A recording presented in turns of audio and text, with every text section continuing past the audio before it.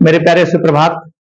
जो हमारे प्यारे प्यारे कक्षा 10 के परीक्षार्थी 11 में आ चुके हैं, बोर्ड परीक्षा को पास कर चुके हैं, आज हम आपके समक्ष मलिक मोहम्मद जायसी को लेकर के उपस्थित हैं। मेरे प्यारे, इसके पहले हम लगातार आपको रेगुलर पढ़ा रहे हैं और आज इस प्रकार हम इस जो उन्होंने लिखा है नागमती वियोग वर्णन, मेरे प्यारे जायसी जायस नगर मोर स्थानो, उन्होंने अपना स्थान जायस बताया है और 1542 में, ध्यान दीजिएगा मेरे प्यारे, जो उनका जन्म हुआ था 1542, कुल मिलाकर के प्यारे 50 वर्ष जीवित रहे। उनका जो प्रमुख ग्रंथ है वह पद्मावती है, अखरावट है, चंपावट है और चित्ररेखा है।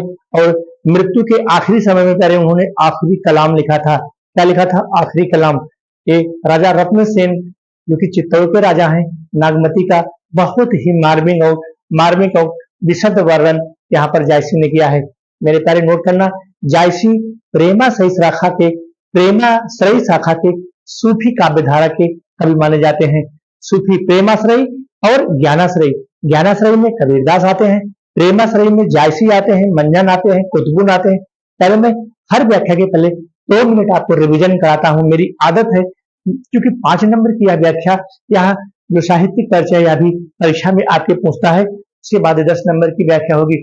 तो हम यहाँ आपको पढ़ाएंगे अगहन दिवस घटा और मुये न छाड़ा, यानी कि जो 10 नंबर तक है प्यारे, 10 नंबर तक आज आपको हम पढ़ाएंगे। क्या बीत गया?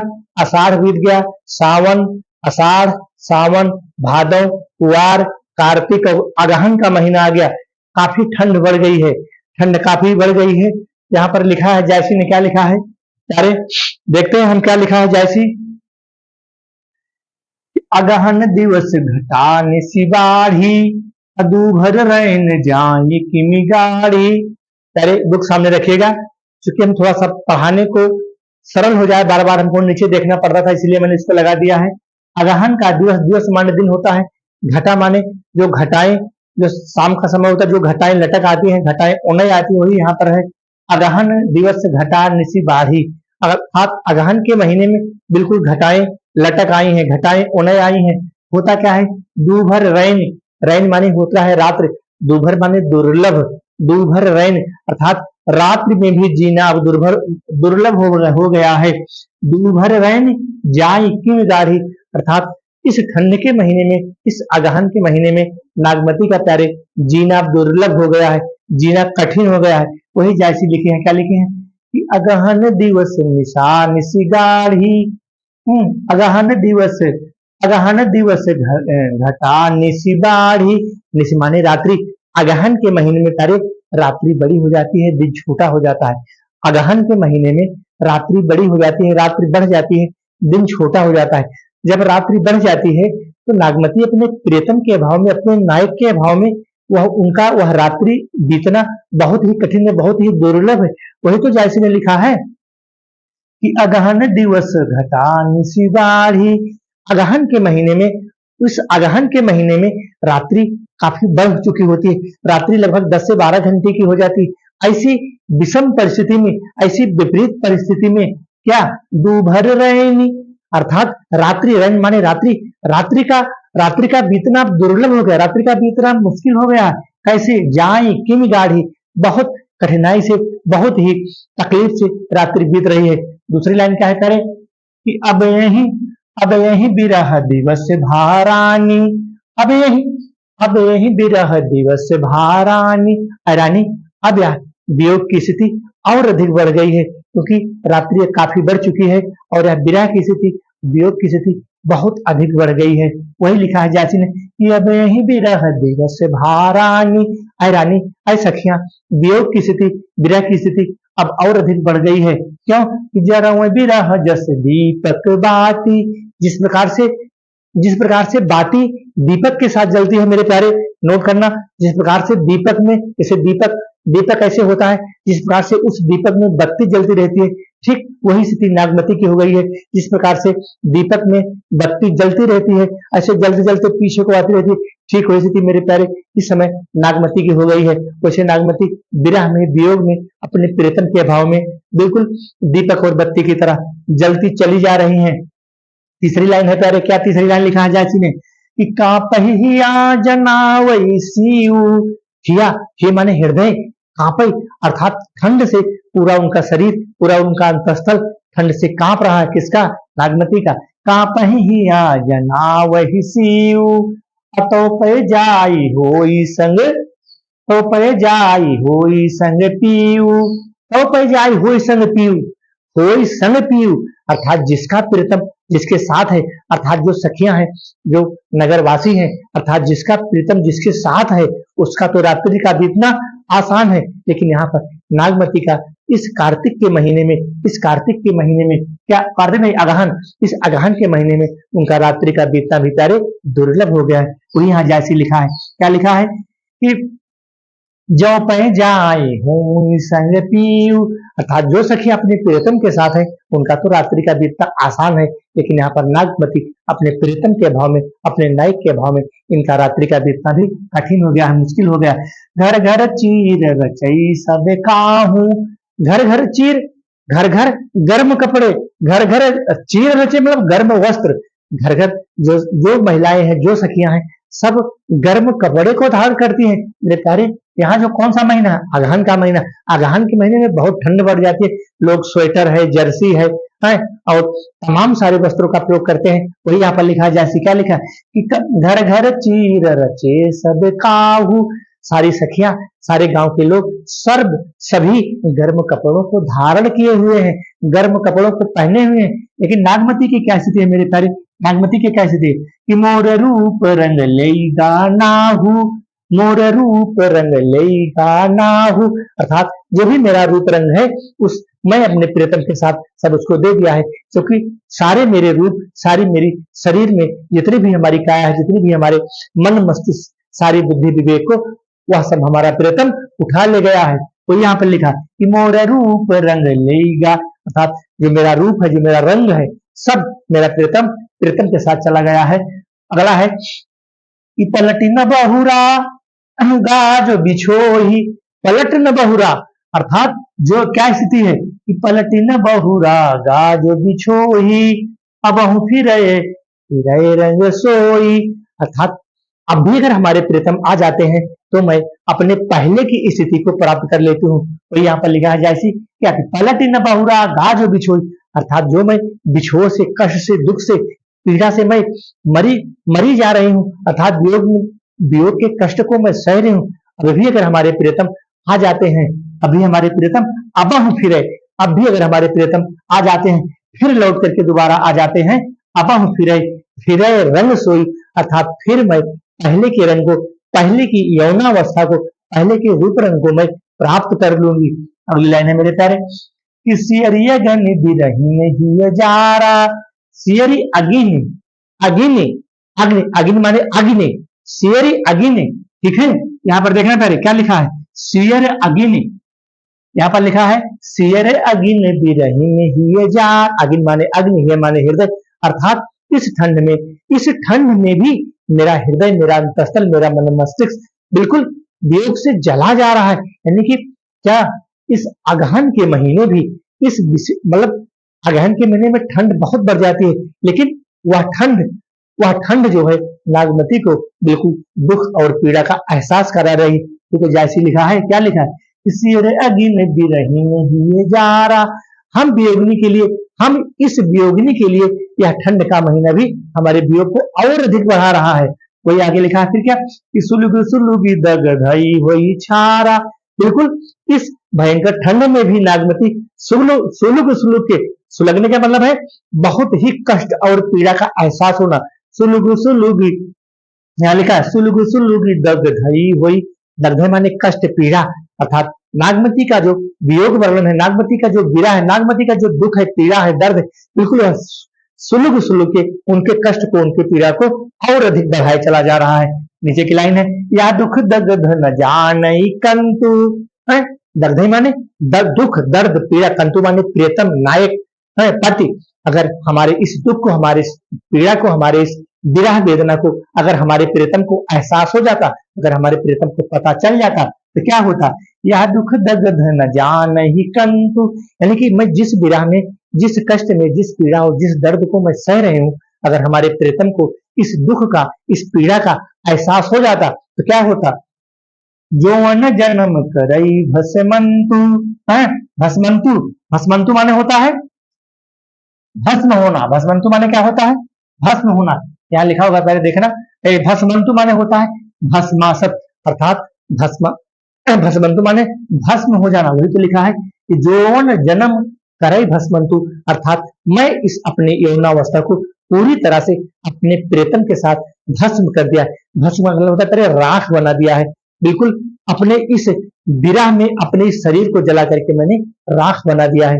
नीचे की लाइन है, ये सो कहा यूं संदेशड़ा, धन्य हो जाए सी।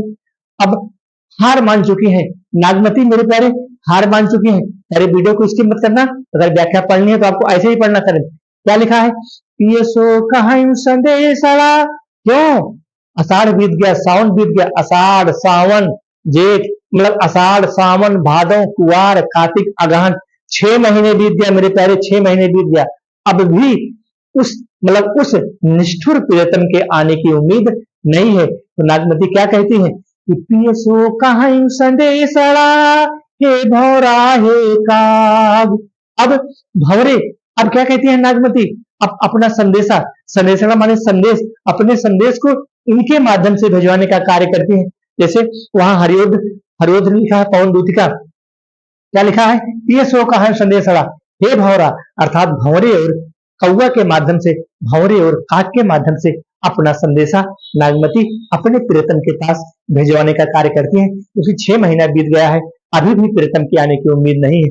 वही तो लिखा जाए इसी ने कि पिए सो कहा यूं संदेशड़ा, ऐ भौरा, ऐ काग, ऐ कौआ, जाओ और मेरे इस विरह दशा को, मेरे इस वियोग की स्थिति को, मेरे इस पीड़ा को, मेरे इस कष्ट को जाकर के हमारे प्रियतम को हमारा संदेश आप पहुंचाइए।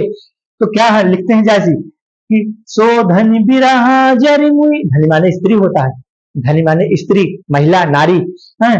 सो धनी बिरहे जरी मुई, अर्थात यह स्त्री, यह नारी वियोग में पूरी तरह से जल चुकी है। जल चुकी है तो जल चुकी है तो जब कोई चीज जलती है तो प्यारी उससे काला काला धुआं निकलता है। क्या निकलता है? जब किसी चीज को जलाया जाता है, कोई तो लिखा है जैसी ने, सो धन बिरहे जरी मुई, यह स्त्री, यह वियोग से दुखी नारी पूरी तरह से जल रही है।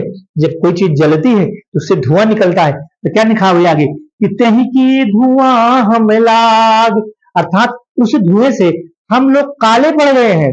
अरे यानी कि कोई चीज जब जलती है पहले तो काला काला धुआं निकलता है। वही तो लिखा जाए इसी ने, क्या लिखा कि तो ही का धुआं हम लाग, अर्थात उसी धुएं से हम, अर्थात हम भंवरे और काग काले पड़ गए हैं। अर्थात मतलब जब इन चीजों को, इन बातों को आप हमारे प्रियतम से बताओगे तो उनको नागमती की विरह दशा का, नागमती की वियोग दशा का एहसास होगा और वो यहाँ पर हमसे आने की उम्मीद करेंगे, हमसे मिलन की उम्मीद करेंगे।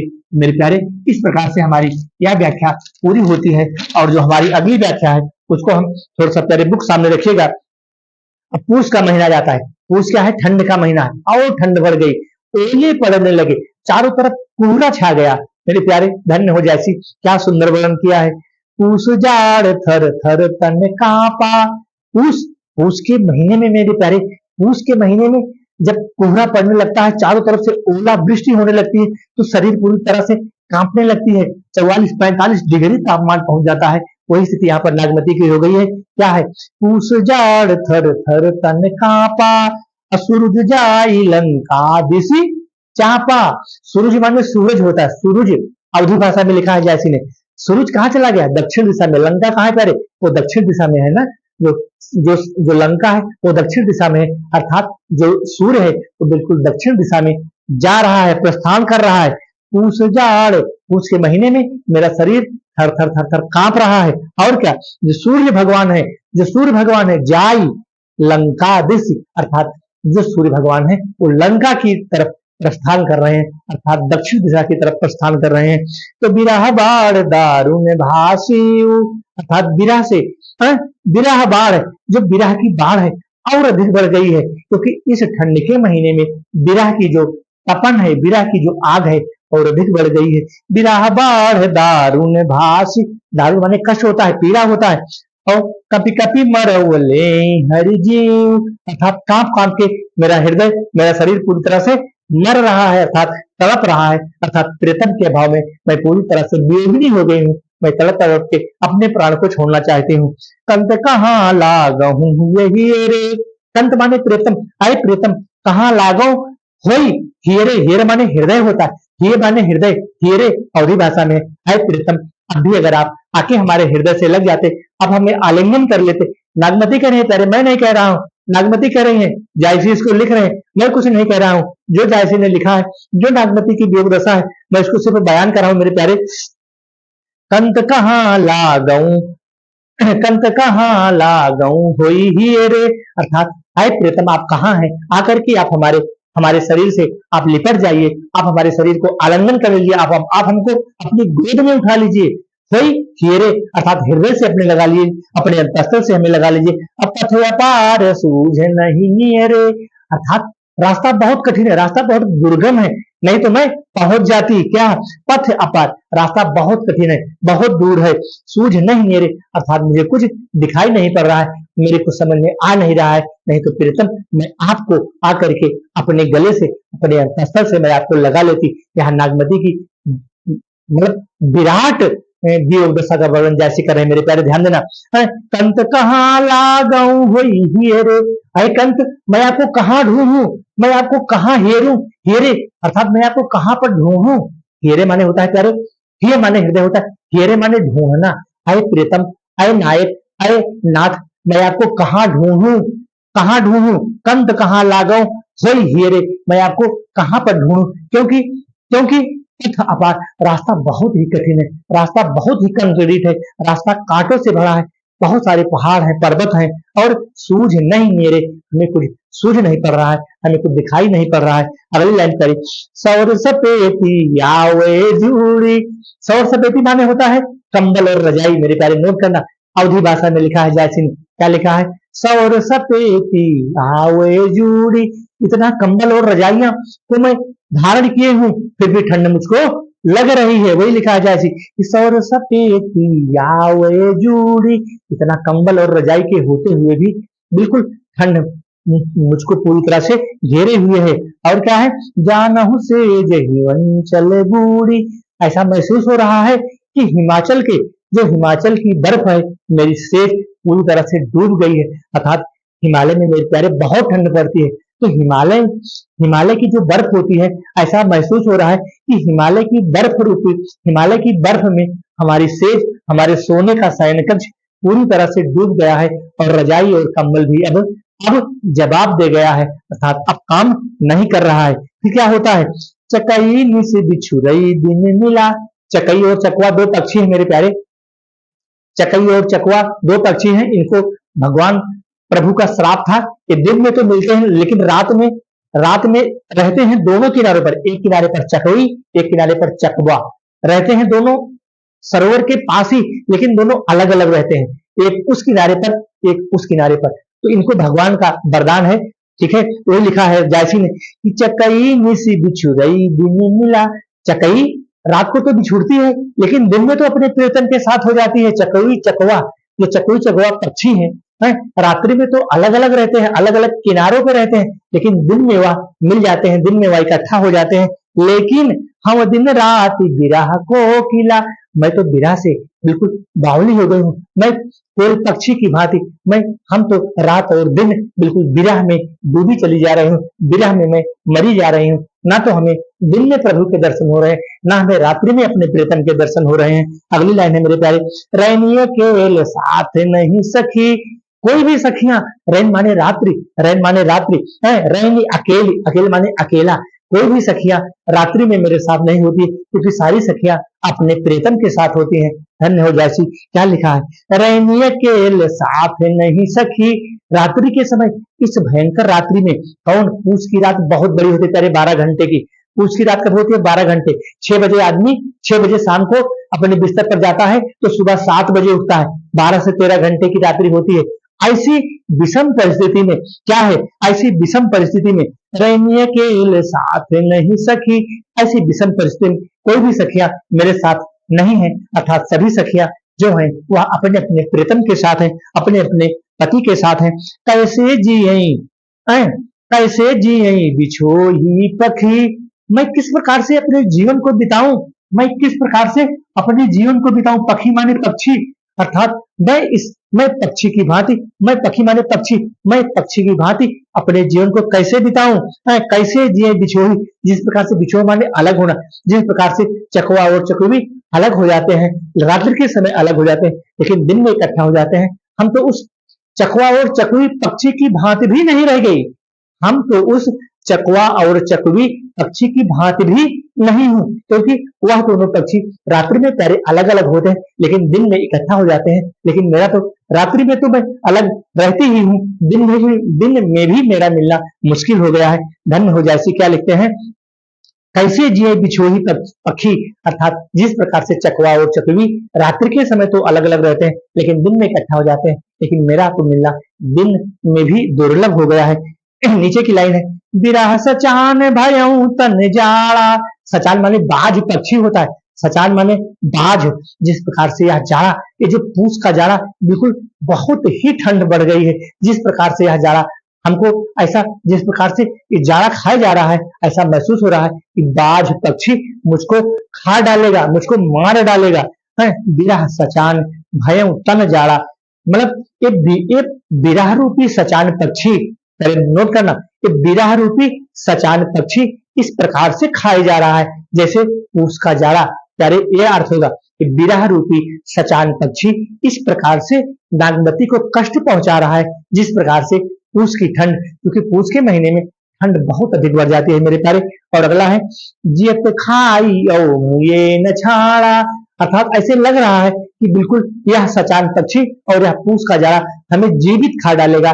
धन्य हो जाए। कितना सुंदर वर्णन किया है मेरे प्यारे, ऐसे अगर आप पढ़ लोगे तो आपका जीवन भी धन्य हो जाएगा।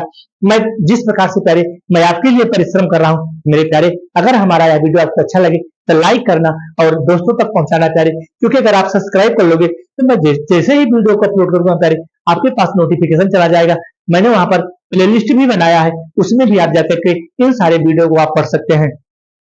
अगला है दोहा, रकत ढूरा मासू गरा, इस शरीर बिल्कुल रक्त बन गया है, इस शरीर में जितने भी खून है ये सब क्या है, जो पानी है और हाड़ मांस है, सब रक्त बन गए हैं।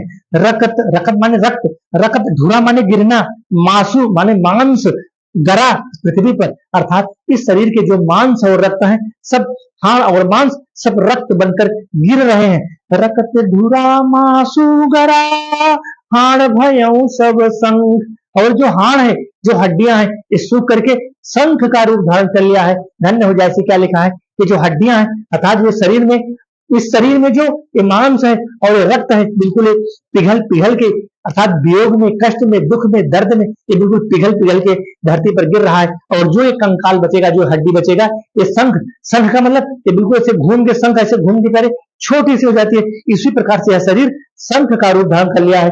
धन सारस हुई रवि मुई, धन, धन माने स्त्री होता है, धन सारस हुई रवि मुई, तीन समेट पंख, अर्थात जिस प्रकार से सारस पक्षी अपने पंख को समेटता है, ठंड में वो अपने पंख को समेटता है, ठीक उसी प्रकार से रवि मुई, अर्थात भगवान, अर्थात अपने में उनका नाम रटते रटते, अपने प्रियतम का नाम रटते रटते, रवि मुई धन सारस हुई रवि मुई, जिस प्रकार से सारस पक्षी के जोड़े को अगर अलग कर दिया जाए तो एक दूसरे के अभाव में वह बिल्कुल मर जाते हैं, ठीक वही स्थिति हमारी है। कैसे विरह धन सारस, आई जिस प्रकार से अगर किसी स्त्री को उसके प्रियतम से अलग कर दिया जाए तो जिस प्रकार से विरह, दुख, पीड़ा और कष्ट का वह एहसास करती है, ठीक वही पर जैसे लिखा है रवि मुई, अर्थात मैं उनका, रवि मुई मतलब नाम रटते रटते, अपने प्रियतम के नाम को मैं रटते रटते, उनके नाम को जपते जपते, तीन समेट ही पंख, ऐसा महसूस हो रहा है कि प्रियतम ने अपने पंख को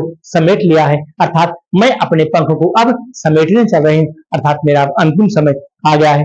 बस धन्यवाद। नमस्ते शारदे देवी सरस्वती मति प्रभे, वस्तुम मम जिह्वाग्रे सर्व विद्या प्रदाभव। मेरे प्यारे, अगर हमारा यह वीडियो आपको अच्छा लगे तो लाइक सब्सक्राइब जरूर करना प्यारे, और इसी प्रकार से आप परिश्रम करते रहिए। धन्यवाद।